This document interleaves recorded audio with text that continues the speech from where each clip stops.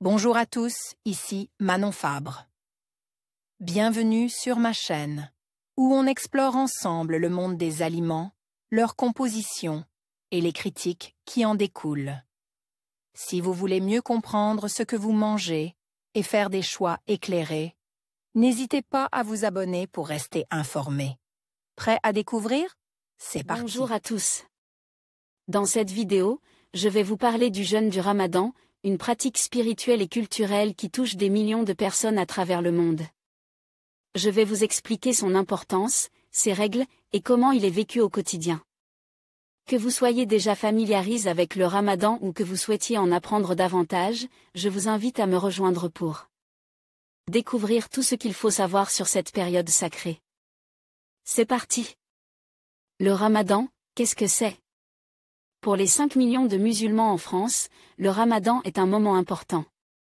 Ce jeûne d'un mois fait en effet partie des 5 piliers de l'islam, avec la profession de foi, la prière, l'aumône et le pèlerinage à la Mecque. Il commémore la révélation du Coran au prophète Mahomet.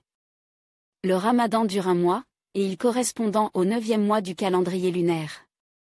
En pratique, la personne a interdiction du lever au coucher du soleil, de manger, de boire, de fumer, d'avoir des relations sexuelles. Le soir, la rupture du jeûne possède un caractère social fort. Famille, amis, voisins. Les pratiquants s'invitent entre eux le soir pour manger ensemble. Dans les pays musulmans, il y a des aménagements, notamment des horaires de travail, pour faciliter l'adaptation à ce nouveau rythme. À la fin du Ramadan, une grande fête est organisée pour fêter la rupture du jeûne, l'Eid al-Fitr. À voir aussi vidéo comment bien se nourrir pendant le Ramadan de l'été? Vidéo Ramadan, que vit le corps lors d'une journée de jeûne? Qui peut jeûner? A priori, le jeûne ne pose pas de problème pour les individus normaux et il est d'ailleurs très bien supporté par les millions de musulmans qui le pratiquent. Il faut une dizaine de jours pour que l'organisme s'habitue à ce nouveau rythme des repas. Ensuite, les conséquences les plus notables sont un sommeil plus court et fractionne, et une légère baisse des performances. Qui peut être exempt de jeûne? Le Ramadan est obligatoire pour toute personne, hommes et femmes pubères en pleine possession de leurs moyens physiques. Ce jeûne n'est ainsi pas obligatoire. Pour les enfants, le Ramadan est obligatoire dès l'adolescence, pour les personnes en mauvaise santé et souffrantes de maladies chroniques, pour les femmes enceintes et celles qui allaitent. Celles qui ont les menstrues et les lochies, les saignements après l'accouchement, en sont aussi dispensées, les voyageurs peuvent aussi s'autoriser à ne pas jeûner. Toutefois, les jours non effectués doivent être rattrapés, idéalement dans l'année. Pour ceux et celles qui sont dans l'incapacité de le faire, il conviendra de nourrir un pauvre par jour non jeûne ou de donner l'équivalent en argent. Existe-t-il des contre-indications médicales au jeûne?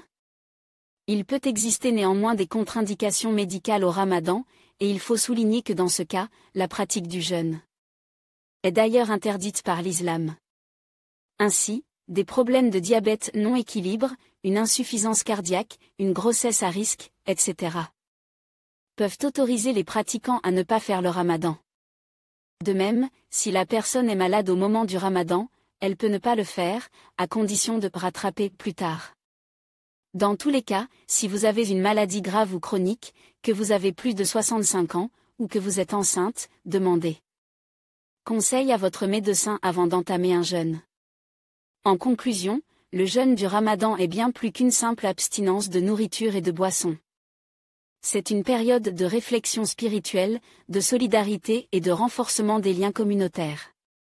En comprenant ses significations profondes et ses bienfaits, nous pouvons mieux apprécier cette pratique sacrée. Que ce mois soit une source de paix, de dévotion et de partage pour tous. Merci de nous avoir rejoints pour explorer ce sujet essentiel.